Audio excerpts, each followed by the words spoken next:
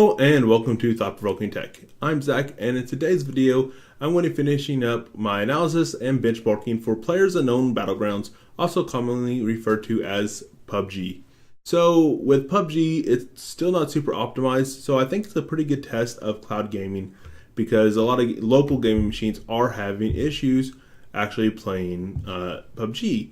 So with that in mind, I didn't really come in expecting stellar performance because even though it's not the highest fidelity game, it does have up to 100 players at a time. So there's a lot of people doing stuff. It's on a huge map. And in addition to all of that, it's still in the early access mode, which means that it's still very unpolished and it could have a lot of optimizations down the road.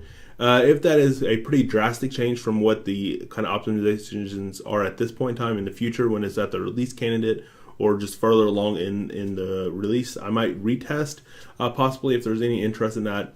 And also I had issues with Liquidsky, which I'll get to here in a second after this kind of intro, that essentially prevented me from fully testing Liquidsky in any viable manner, but I'll get to that here in a little bit. So that's pretty much intro and what to expect from today's video. So let's go ahead and jump to the Liquidsky issue, and then we'll kind of follow up that with the benchmarks.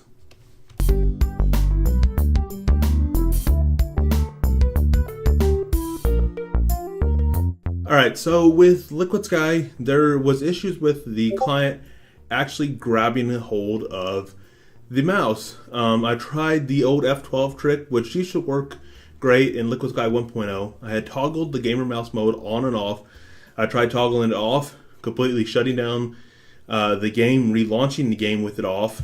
I tried to have it on with the game shut down, booted the game up with it on, didn't make any difference. I tried full screen mode on the Liquidsky client. I tried Windows mode on the Liquidsky client. I tried all kinds of things. I have 4 monitors set up in a 2x2 grid. I tried removing all the extra monitors, so I only had 1 monitor, and it still didn't get control of the mouse correctly. So as you can see here, I can't really look around. I can really just, the mouse works fine like in menus. As you can see here, I can drag stuff around, but like as far as being able to lock it so that it goes off, because right here you can see the mouse is on the left. It doesn't it goes to, and I was recording this right now with my monitor set up, and if it would have changed when I removed all the monitors and only had 1 monitor, then I would have definitely re-recorded it and done the benchmarks. But without being able to look around, you kind of get well, for one, it's not even playable, so there's no reason to really even benchmark it. But for 2, you're only rendering the ground, so the FPS was pretty good. I do think and I was playing on the Pro tier, I do think it had a great experience if the darn mouse would have been able to work. But because of that, I can't benchmark it under good faith. Now, if Liquidsky would, reach out and have a fix for this, or if someone has an idea how to fix this, or if you had similar issues, I'm definitely open to retest everything and see how it does. But at this point in time, I give Liquidsky a complete failure with PUBG. I hate to say it, but Liquidsky does not do PUBG great, and I'm going to wonder if it's going to have issues in the future. I don't know if this is due to something they changed when they went to 2.0. They did talk about having USB pass-through at one point in time when they're talking about the Liquidsky 2.0 specs or the release, but there's a lot of things they also talked about that haven't really made it out to market. The Android client actually just released maybe a month ago, and that was several months after it was originally expected to release. It's supposed to PC client, and it was supposed to roll out shortly followed by the Mac client and then the Android client, and that took much longer than everybody was expecting. And I will say this, the Parsec support is much better. They have a Discord that is amazing. on as far as support goes. So I'm hoping that's something that Liquidsky will work on and improve in the future, so that they are a viable option, because they do. I've seen several other cloud gaming providers being announced here recently. It definitely looks like this is a market that's going to be heating up, and because it is really truly possible if you have a decent internet connection. But they got to work on their support, and they are one of the better ones because they have an open catalog, meaning you can use Steam and everybody else. I really just do not dislike, or I really do not like the ones that have a limited catalog that you have to essentially rent your games from them. You can see here I changed to window mode to try to see if the client would do any better, and of course it did not. So enough of this. Let's go ahead and go to the benchmarks with Paperspace. Because I did actually successfully test that. Alright, so to start the benchmarking segment of this video, I wanted to go over the settings I used. I have those pulled up on the screen real quick, so you can see the settings. I had walked AA, post-processing, and effects all the way down to low, and I realized how important AA was, so I cranked it back up. But this should get you a good baseline. If you implement these, you should have experiences similar to what I benchmarked. Of course, every playthrough of PUBG is completely different. Just due to the open world nature of it, and the randomness of where people drop and how much combat you get into. Certain effects such as smoke are pretty impactful on, and fire for that matter, are pretty impactful on your FPS. So if somebody's using those much heavier than a game prior to it, your performance might fluctuate to a decent degree. From playthrough to playthrough. So with these settings, I just tried to get a nice playable experience for the kind of mid-range machines. For my benchmarks so far, I'm kind of placing the higher end machine from Liquidsky, which is the Pro plan, and the GPU Plus plan from Paperspace in the same kind of a mid-range tier. The P5000 from Paperspace I'm kind of calling the high-end machine. And the pricing does kind of reflect upon that, but if you want the best gamer experience, so far it seems to be the P5000. It's kind of just has more power behind it, and then kind of lower end machine is our gamer plan from Liquidsky. So I just wanted to get a nice, decent playable experience, and that's kind of how I got these settings, is playing on the gamer plan from, the GPU Plus plan from Paperspace. So going on to performance, you can see that PUBG does get some pretty wicked minimums here. A decent portion of those is when you're first flying in, where FPS doesn't really matter, as you're just kind of choosing and talking amongst your team, or if you're playing solo by yourself, where you want to land. So that isn't a huge deal, but there are some dips from time to time, like I kind of already mentioned. When certain effects go off, such as smoke grenades or fire grenade or Molotov cocktails go off, that does impact the performance, and you get dips from there. The water seems to have a bigger effect. So if you're playing around the water, it seems to have a bigger effect than whether you're playing on land. But keeping in mind that the dips didn't seem too bad, didn't seem too noticeable for the most part in my playthrough, and I will have a complete FPS chart here in a second. The maximum, so you can see the power of the P5000 really shine through here with some maximums.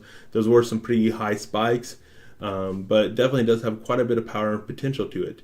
The local machine, I kind of tweaked the settings a little bit so that the local and the server should be kind of equivalent.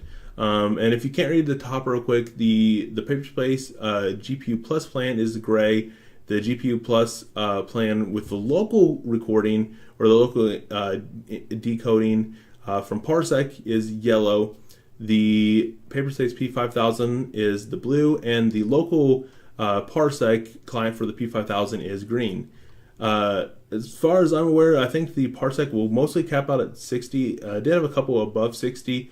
But I thought it would cap out at 60, but I'm not 100% sure on that. It does seem to be that 60 is kind of the spot where it will mostly cap out at.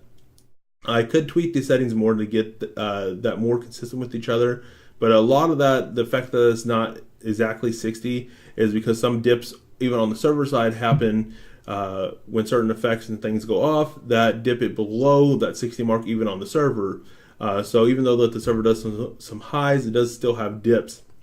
Which is why, even though it does end up with 142 and a 68 on average, 142 on the spikes on the maximum and 68 on the average. I don't really recommend cranking the settings up much more, if at all. Maybe just tweaking some by improving certain aspects that you like more, and maybe knocking down other aspects, maybe turning the post-processing down to the lowest tier possibly, and going from there if you want to kind of tweak the settings a little bit. I wouldn't want to crank the settings up a lot from this point in time, just because you still get some dips.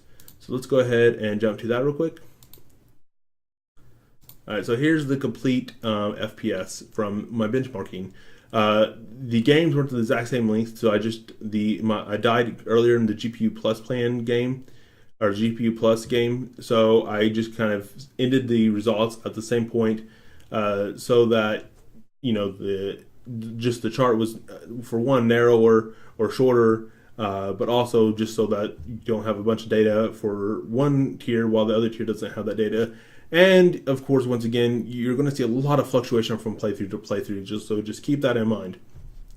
So you have the 60 FPS line. You can see that the Paperspace P5000 streaming through the Parsec client seems to pretty much cap out at around 60 FPS. It does spike a bit above that occasionally, but it does seem to max out at 60 FPS, and it is a very good experience.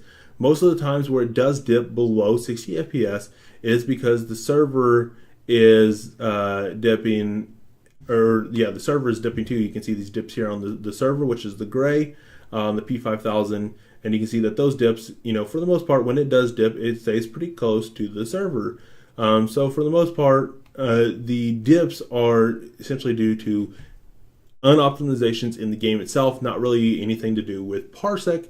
So that's more something that needs to be improved in PUBG, not really in the quality settings maybe even, but just into their optimizations, and not something. I don't really think that you need to drag the quality settings down simply because you do have dips every once in a while, because I think even by turning those down quite a bit, you'll have a much worse experience, but still not possibly still have a steady 60 FPS experience, just because PUBG does have a ton of fluctuation in it.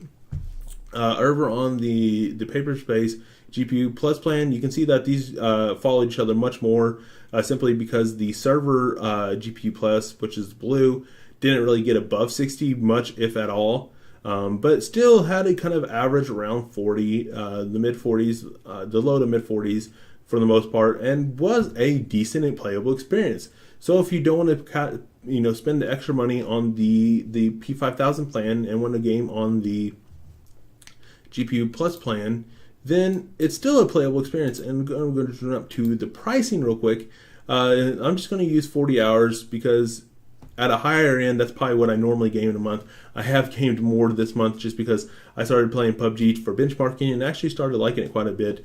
But there is only like a $10 differential, but if that differential right there matters a lot to you, then you can probably crank the settings down a little bit and have a more fluid experience with the GPU Plus plan. So it's still a viable option in my opinion, but the P5000 of course is the best option, and I think the settings I have are a good starting point. You might want to tweak those a little bit, but I wouldn't recommend really cranking up the settings much beyond what I had them.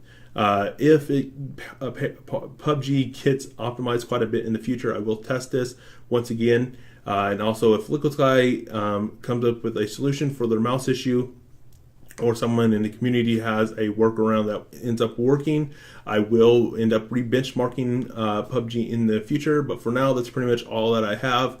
My recommendation is the P5000, but the GPU Plus plan from Parsec and Paperspace is also a viable option. Once again, the Liquidsky options are not viable and not recommended at this point in time. That's pretty much it for today's video, guys. I hope you found it enjoyable as well as useful. Hopefully my settings will help you kind of get a good starting point in your cloud gaming experiences.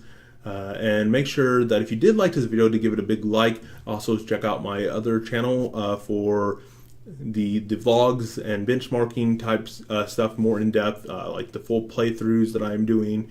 If you want a little bit more, and also if you check out my Twitch, I'll post most of those links in the description below, and I'll probably get those on the banner at some point in time. Also check out the links in the banner for different ways to communicate with me or to support thought-provoking tech.